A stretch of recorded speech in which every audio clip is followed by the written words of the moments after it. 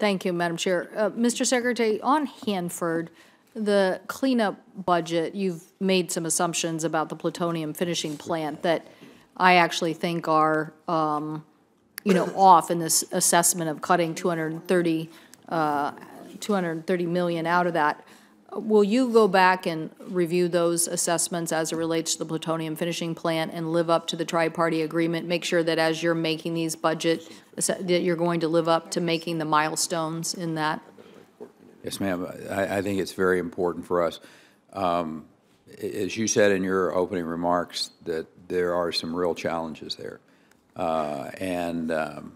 Going out there and spending the time, my Deputy Secretary spending multiple trips to the area and others, I think it was really important for an edification process for us to understand just the complexity, the breadth of the mission there, and I am committed to finding the solutions.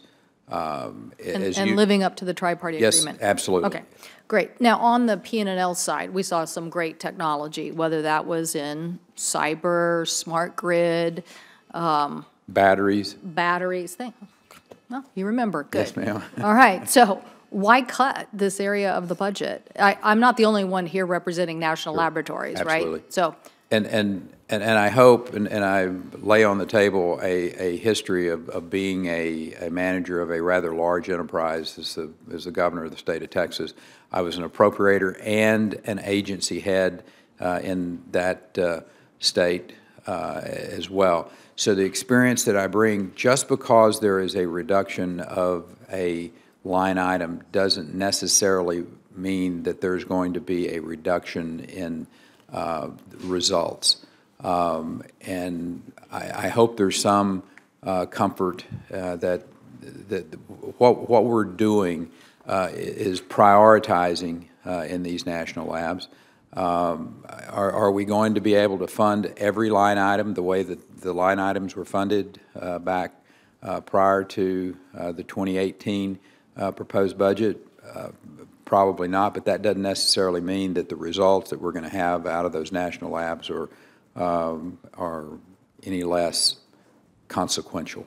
Well, I'm not sure I agree with that, but I hope you're right. And I definitely want science to be a bigger priority within this administration. But let me turn to cyber for a second, because you were, I think, at a House committee. I wasn't sure if this was before the Commerce Committee, which you were also there with a member of the Cabinet, but you said you were not confident that the federal government has a broad strategy in place as it relates to cybersecurity. I don't know if you were talking about duplication or issues, but my concern is that we still don't have an assessment. We don't have a risk assessment. Yeah. So if we don't have the risk assessment, how do we know what we are really budgeting towards? Yeah. Now, you took one step at it, which I think, given everything that's happened, a 10% increase is not where we need to be. Yeah. I've called for a doubling, but I could see where I am wildly underfunding what is one of the most serious threats to us as a nation right now. So what can we do to get this threat assessment done by these agencies? And I think I mentioned you, when I hear from our colleagues at Armed Services or Homeland Security, the military sit at the very table you're sitting at and then tell them, yes, this is a real threat, a real problem, but DOE has to fix it.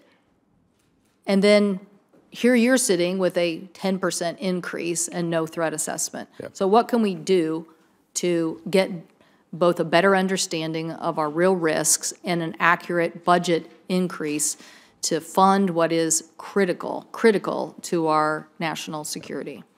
Senator Cantwell, thank you for recognizing the challenge that we have. It is very real.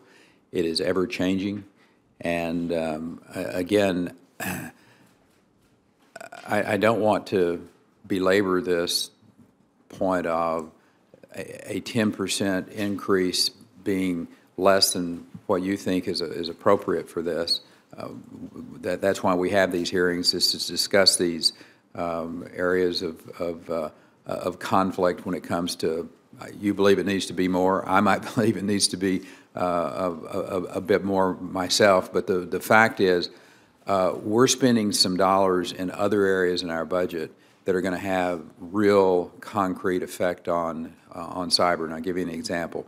In exascale computing, and our ability to be able to manage massive amounts of data is going to be, I think, tantamount to our success in combating the cyber attacks that are going on.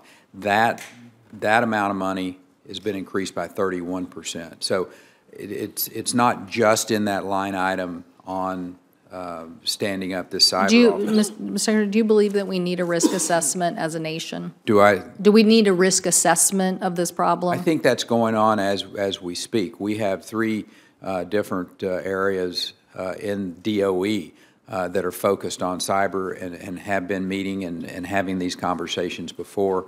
The coordination and the conversation is ongoing, Senator. Well, I am sure that all of us, either in a secure room or publicly, would like to see the government's risk assessment. I hope you agree that they need one. I don't think we've gotten it yet, so I hope you can help us get one. Thank you.